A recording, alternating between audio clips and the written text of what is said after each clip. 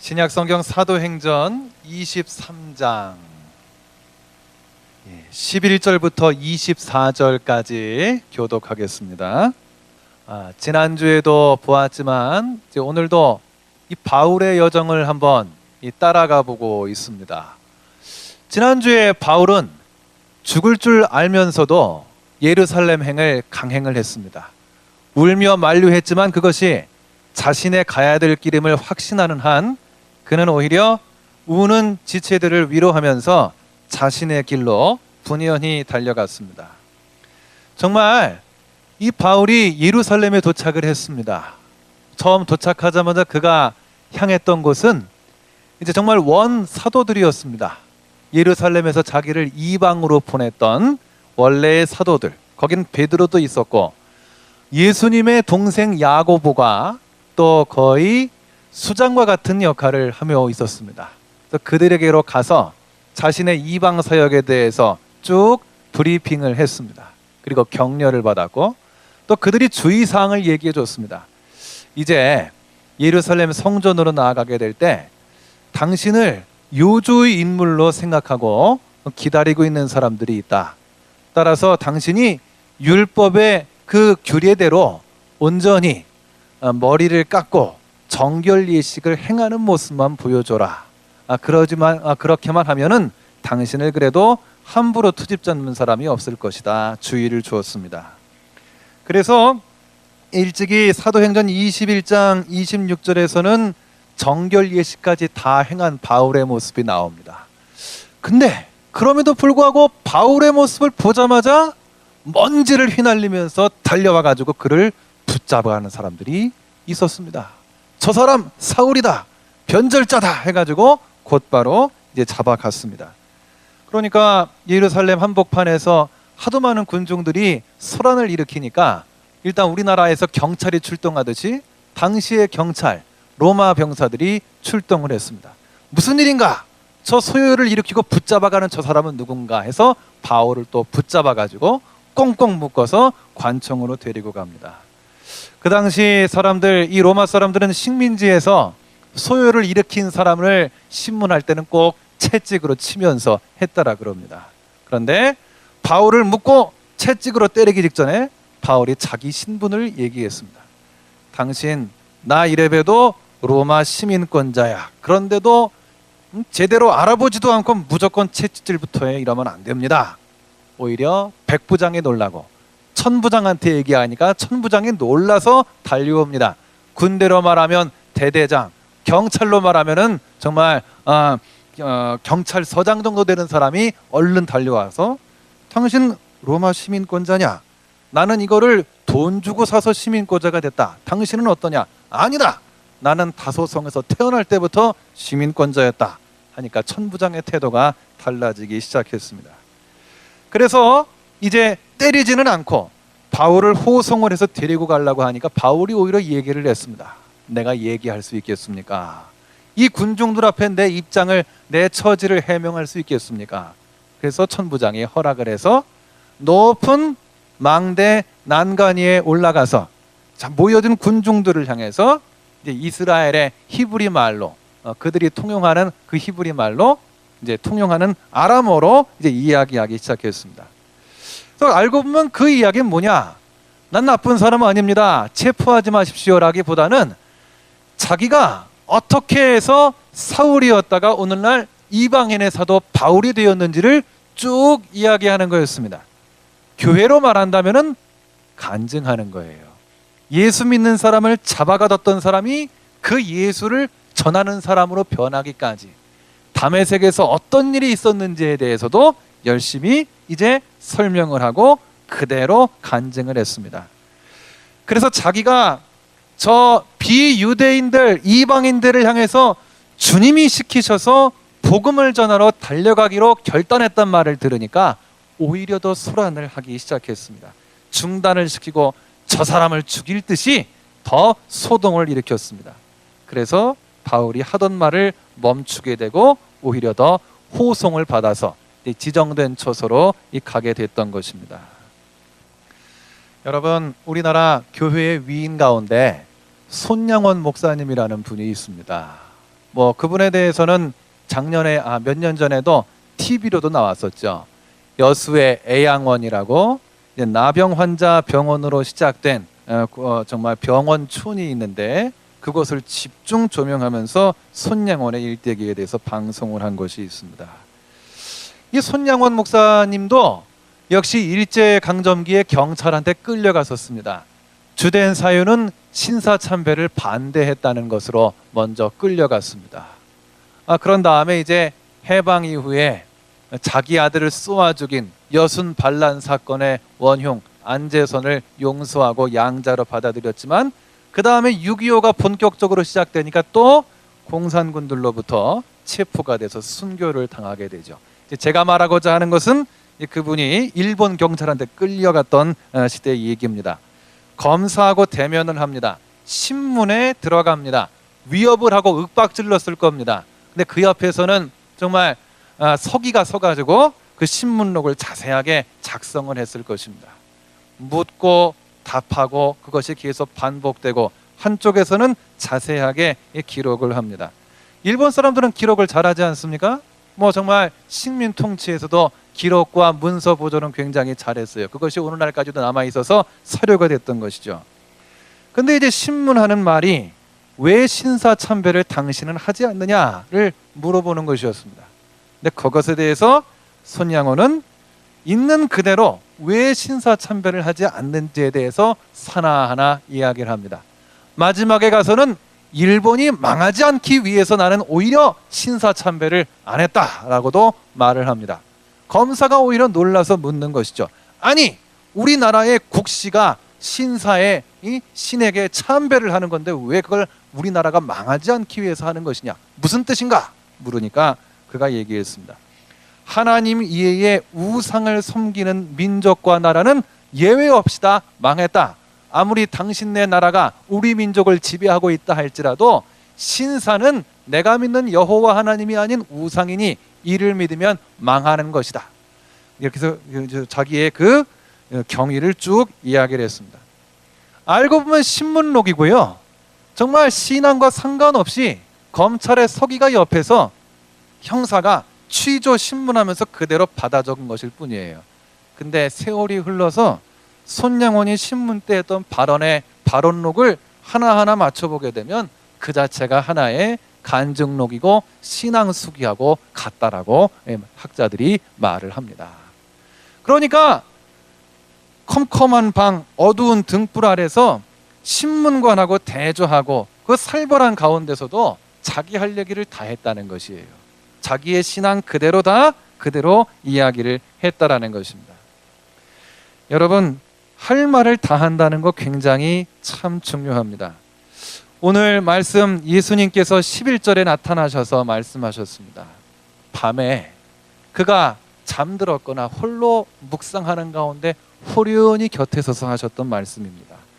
담대하라, 내가 예루살렘에서 나의 일을 증언한 것 같이 로마에서도 증언하여야 하리라 라고 하셨습니다.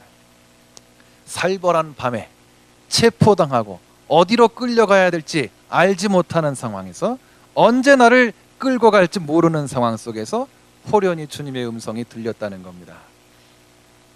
담대하라, 그리고 예루살렘에서 나의 일을 증언한 것 같이 라고 하셨습니다. 근데 증언이라는 게 뭐겠어요? 들을 준비가 안 된 사람 앞에서 저 높은 난간에서 외쳤던 말입니다. 말하다가 중단됐던 그 말이에요. 그럼에도 불구하고 주님께서는 예루살렘에서 나의 일을 증언한 것 같이라고 말씀하셨어요. 당신의 사역을 당신에 대해서 증언했다라고 인정을 해 주셨던 것입니다. 여러분, 정말 중요한 거예요. 중단되었을지언정 듣는 사람이 준비가 안 됐다 할지라도 외쳤다는 거, 그럼에도 주님은 그것을 증언했다라고 인정하셨다는 겁니다. 여러분, 복음을 전한다는 거 참 이런 것입니다. 반응이 어떠하든지 적대를 당했어도 큰 상관이 없습니다. 말함으로써 증거했다는 것이 중요한 거예요. 그래서 손양원이 검사 앞에서 신문관 앞에서 응답했던 말이 모아지면 오늘날에도 손색이 없는 간증 수기가 또 하나의 증언이 된 것과 마찬가지인 것입니다. 우리에게 중요한 건 역시 증언이라는 거예요. 여러분, 영화 같은 데서 보게 되면은 사랑 고백을 합니다. 연인으로 삼고 싶은 사람은 거절합니다. 난 싫어요. 난 그래도 네가 좋아. 나중에 그러다가 끌려가고 외면당하더라도 그녀의 혹은 그의 이름을 목 놓아 부르죠. 그냥 아무개 해가지고 부르면서 끌려가는 장면들을 봅니다. 근데 여러분, 그러고 나면 꼭 그 다음 날이 되고 또 그렇게 이름 불렀던 대상이 꼭 조용히 나타나 있는 장면이 이 영화 속에서 많이 나옵니다. 문학적인 모티브라고도 볼 수 있죠. 뭐겠어요? 끌려가고 사라져가면서도 외마디 지른 그 말 한마디가 그만큼 들어와 박혔다라는 겁니다. 안 들어줘도 여러분 외쳤던 한마디가 그만큼 중요한 거예요. 제가 청년 때 교사를 했었거든요. 당시 저희 전도사님이 한 분 있었어요. 근데 이분이 이제 뭐 많은 걸 얘기하게 되잖아요. 교사하고 전도사님 또 나름대로 친할 수 있잖아요. 제가 부서의 총무를 맡았었는데 우리 전도사님하고 얘기를 하게 됐어요. 아니, 언제부터 그렇게 신앙생활을 하시게 되고 열심을 가지시게 됐냐고. 그분은 조금 신학을 가정을 가지시고 좀 늦게 하셔서 전도사님을 하셨어요. 여자 전도사님이셨는데, 근데 이분도 나름대로 신앙의 가정에서 모태신앙으로 자라고 청년기를 보내셨는데, 솔직히 청년 초기 때 고등학교 졸업하고 대학 저학년 때만 해도 많은 거를 방황했었다는 얘기를 했어요. 근데 이분이 뭔가 마음에 꽂힐 듯 와닿았던 사건은 바로 그거였대요.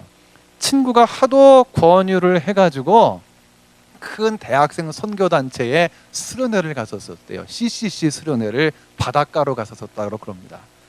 근데 친구가 이끌고 하니까 너무도 싫었는데 그럼에도 그냥 우정 때문에 따라가서 백사장에 앉아 있었는데 펄럭펄럭거리는 그 선교단체 깃발들이 많이 있었대요. 많은 신앙적인 구호와 또 성경 구절도 적혀 있었는데 펄럭거리는 깃발 속에서 너 하나님의 사람아라는 글자가 딱 보였더라는 겁니다. 근데 왠지 모르게 펄럭거리는 깃발에 어른거리는 너 하나님의 사람아라가 굉장히 뇌리 속에 어른거리기 시작하더래요. 가슴에 왠지 모르게 와닿더래요. 그러면서 그 어른거리기까지 마음속에 울림이 되기까지 자기를 위해서 기도했을 사람들의 눈물이나 또 이끌었을 친구의 성이나 모든 것들이 생각나기 시작하더래요. 그러면서 참석했던 집회에서 하나님 앞에서 자기를 돌아보게 됐노라고, 회개를 처음 아주 깊이 하게 되었노라고 저한테 이야기를 해 주었습니다. 때론 펄럭거리는 그 깃발의 한 줌의 글이라 할지라도 그 사람의 마음에는 와서 꽂힐 수 있다라는 거예요. 여러분, 요즘은 좀 덜 하겠습니다만은 학창시절에 시위하는 경우들이 좀 꽤 있습니다. 여기 시험 좀 용서하시고 좀 들으세요. 오늘날은 해마다 5월 18일이 되면은 국가적으로 광주 민주화 항쟁을 추념합니다 해서 행사를 벌이고 있습니다만은 한 불과 15년 전만 하더라도 20년 전만 하더라도 공개적으로 그런 일을 하지는 못했습니다. 그냥 광주 사태라고만 공개적으로는 불려졌었어요. 민주화 운동이라는 건 그냥 끼리끼리 모였을 때 지하에서 음지에서 그냥 소리 없이 이렇게 말하곤 했었을 때가 있었습니다. 근데 알고 보면 여러분, 시대가 이렇게 바꾸기까지 그런 5.18에 대해서 법을 제정하라 그러고 관련자의 그 진상을 규명하라 그러고 무수한 외침들이 실은 많이 있었습니다. 많은 경우는 길거리에서도 있기도 하고 그랬습니다. 알고 보면은 여러분, 시위를 한다는 거는 교통을 많이 혼란케 하고 사람들에게 불편을 끼치는 일이기도 합니다. 시위하는 사람들은 늘 그런 말을 했어요. 우리가 이렇게 어려움과 탄압 속에서도 이 사건에 대해서 시민들에게 알렸습니다 하면서 소리를 막 쳤던 거를 기억하게 됩니다. 시민에게 알렸다, 진압을 당해도 나름 폭로를 했다, 알렸다라고 이제 그 당시에 많은 청년 세대들이 길거리에서 이 얘기를 했었습니다. 여러분, 허공에 흩어지는 것 같아도 세월이 흐르면은 그렇게 진상을 드러내려고 했던 사건이 어느새 국가적으로도 인정하는 하나의 민주화 운동의 모습이 되어 있습니다. 그러니까 여러분, 내가 증거하는 말이, 확신을 가지고 외치는 말이, 내가 전달코자 하는 복음이 듣는 사람이 없는 것처럼 보여도 다가 아니라는 것입니다. 말하면 언젠가는 누구에게는 들어간다는 거예요. 여러분, 확신을 가지고 외친 말은 누군가는 귀를 기울입니다. 그리고 그 사람의 심중 속으로 들어갑니다. 여러분들이 입술을 열어서 복음을 전해도 역시 듣는 사람이 반드시 있습니다. 그 사람의 가슴에 돌아가서 꽂힙니다. 믿으시기를 바랍니다. 여러분, 청년기에 전도하는 거 중요한 거예요. 그냥 여러분 교회에서 하라니까 전도하는 게 아니라 우리의 신앙은 이 신앙이 없는 사람을 향해서 긍휼한 마음으로 이 복음을 증거하고자 할 때 내 안에서 더욱 자라갈 수 있는 겁니다. 내 안에 성령이 충만해도 이 충만한 성령을 누군가한테 증거할 때만이 성령님이 나한테 더 많이 부어주시는 거예요. 내 안에 예수 보혈의 복음이 아무리 충만해도, 우리 인도자와 더불어서 찬양할 때도 주님의 보혈을 찬양했는데 그 경험이, 그 고백이 아무리 소중해도 이것을 증거할 때만이 더 커질 수 있어요. 누구에게? 없는 사람에게, 모르는 사람에게, 필요치 않다라고 말하는 사람에게 증거할 때만이 여러분 안에 더욱 힘이 생길 줄 믿으시기를 바랍니다. 증거했다는 것이 굉장히 중요한 거예요. 주님은 비록 중단된 말이고 소동을 일으킨 말이었다 할지라도 내가 예루살렘에서 나의 일을 증언했다라고 인정해 주셨습니다. 여러분, 역시 복음의 씨앗을 여러분의 삶에 섞어서 온전히 증언하시기를 주님의 이름으로 부탁합니다.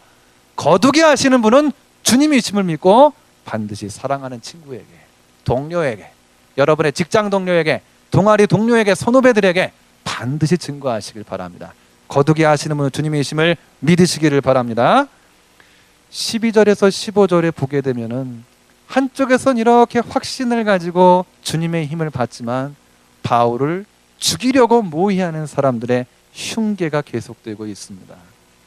복음서에서도 그렇고 사도행전에서도 그래요. 한쪽에선 복음으로 전진해 가고 있어요.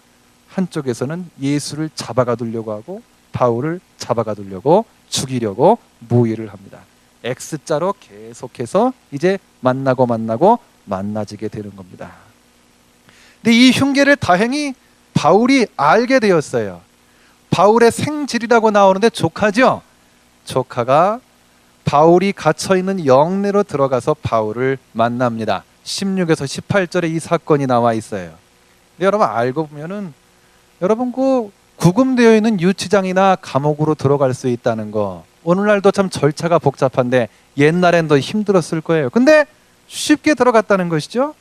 이건 한편으로 보면 군인들이, 이 천부장이 바울을 호의롭게 대해주고 있다는 뜻이에요. 왜냐, 또 바울이 로마 시민권자였으니까 더욱 그랬을 거예요. 또 바울이 무겁지 않은 가벼운 구금 상태에 있었음을 또 뜻합니다. 그래서 조카가 좀 더 쉽게 만나서 바울한테 우리 아저씨를 죽이려고 하는 사람들이 정말로 있습니다, 이야기를 들려줬다는 거예요. 그러니까 바울은 조카의 말을 듣고 자기를 담당하는 간수 백부장을 불렀고 또 천부장한테 이 조카를 데려가 달라고, 얘기를 하게 해달라고 부탁을 했습니다.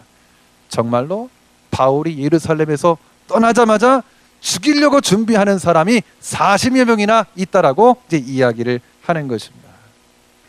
그러니까 천부장으로서는 어때요? 자기 관할권에 죄수가 있지만 아무리 죄수래도 그 죄목에 걸맞게 심판할 수 있는 사람이 심판할 때까지는 보호를 해줘야 될 책무가 있잖아요.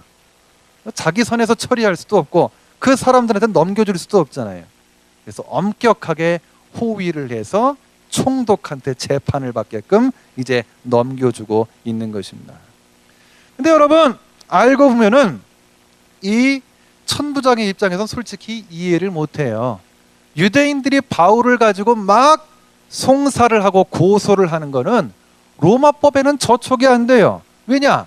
나사렛 예수를 증거하고자 하는 거는 유대인들은 화날 일이지만 로마인들은 아무런 상관이 없어요. 뭐 예수를 증거한다 그래서 로마의 법을 어기는가? 도둑질을 하는 것도 아니고 로마 제국의 반기를 들자고 하는 것도 아니고 뭐 사람을 죽이는 것도 아니에요. 그냥 유대인들 사이의 종교적인 문제일 뿐이에요. 근데 저 유대인들은 사법권이 없으니까 사법권을 가진 로마 사람 자기한테 이제 넘기려고 하는 것이죠. 근데 천부장으로서는 우리 법으로 따르면 저촉될 것이 없으니까 상관하고 싶지가 않은 거예요. 그래도 하도 많이 소리를 지르고 피고인은 로마 시민권자니까 그래도 관례상 이 또 피고인이 또 총독한테 재판받기를 원하니까 이제 보낼 수밖에 없는 거예요.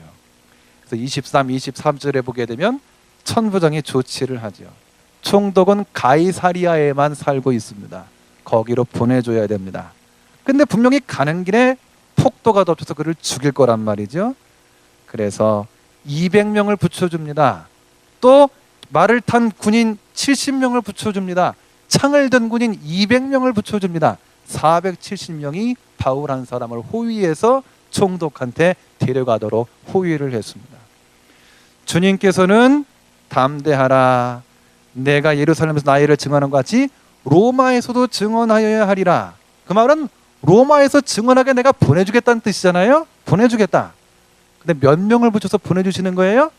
470명을 붙여가지고 보내주신다라는 거예요. 어떻습니까? 비록 여러분 어떻게 보면은 굉장히 중죄인 같지요. 호송관들이 470명이나 되니까 강력범죄 같지요. 그럼에도 바울 입장에서 보세요. 470명이 자기를 보호하고 있으니까 누가 와서 죽이겠어요? 안전하게. 비록 재판받으러 가는 거지만 그래도 총독 앞에서도 자기가 믿는 바, 자기가 정말 변화되기까지의 그 체험 간증할 수가 있는 것이죠. 바울 입장에서는 안전하게 이동할 수 있는 방패가 되어주는 것이 천부장인 것입니다. 결국 여러분, 이건 정말 인간의 눈으로 보면 죄수가 470명에 둘러싸여서 호송되는 거예요. 근데 바울 죄수 본인의 입장에서 보세요. 자기가 유대 예루살렘을 떠나서 가이사랴를 떠나서 로마로 누구를 증거해요? 주님을 증거하기 위해서 간다는 거예요. 죄수의 최후 발언이라 할지라도 나는 복음을 증거하는 계기로 삼겠다 하면서 가게 되는 것입니다. 그런 마음 가지고 있으니까 470명은 단순히 살벌한 호송관이 아니죠. 나의 방패막이자 보호자들이 되는 것이죠. 여러분, 주님의 눈으로, 바울의 눈으로 보게 되면은 그만큼 책임져 주시는 주님이심을 우리가 알게 되는 것입니다.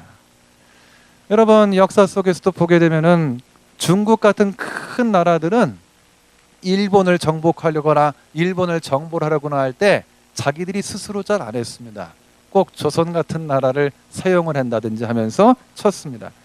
또 한족이 다스리는 큰 제국들은 자국 내 오랑캐가 오게 되면은 어떻게 관리하느냐, 서로 싸우게 만듭니다. 그러면서 자기 나라로 침범하지 않게끔 유도를 합니다. 그래서 여러분 그런 말 아시죠? 이이제이란 말 들어보셨죠?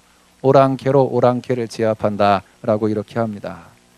어떤 의미에서 하나님은 바울을 그 당시에 세계의 수도였던 로마로 보내시기까지 아직 믿지 않은 천부장, 믿지 않은 권력자들을 사용하시는 거예요. 지켜주시는 겁니다. 여러분, 어떤 분이 이렇게 말해요.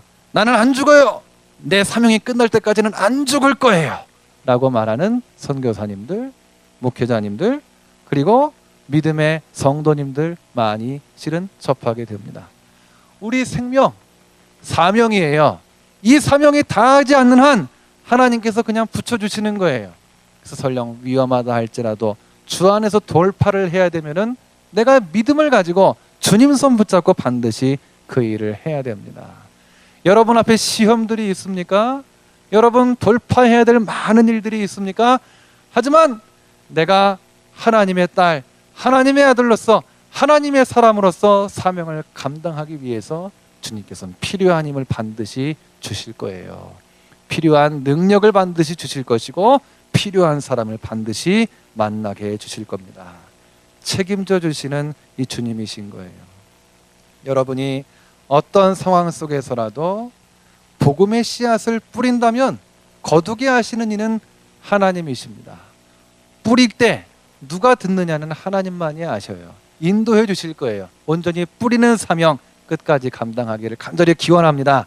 그리고 여러분, 그렇게 복음을 뿌리는 사명을 감당하고자 할 때 복음 안에서 생활해 나가고자 애쓰고 힘쓸 때 책임져 주시는 우리 주님이심을 반드시 확신하시기를 바랍니다. 주님께서 정말 여러분들을 지켜주시고 떠나지 않으시고 지켜주실 줄로 믿습니다. 최선을 다하라. 그리하면 나머지는 하나님이 하실 것이다 라는 미국의 격언이 있습니다. 나머지를 책임져 주시는 하나님이라고 그런 미국의 옛 신앙인들은 고백을 해오고 신앙의 그 증언들을 전수해 왔어요. 내 나머지 하나님이 반드시 붙잡아 주실 것이다 믿고 나아가는 믿음이 정말로 필요합니다. 아무쪼록 여러분, 한 주가 펼쳐질 때 주님의 복음 증거하는 노력 계속하십시다. 그리고 그러기까지 하나님이 내 모든 나머지를 책임져 주실 줄로 믿고 나아가시길 바랍니다. 주님께서 여러분들의 삶을 통해서 영광 받으실 줄로 믿습니다. 우리 다 같이 주의 길로 달려가리라 찬양하고 한 주간을 주 앞에 의탁하고 기도하겠습니다.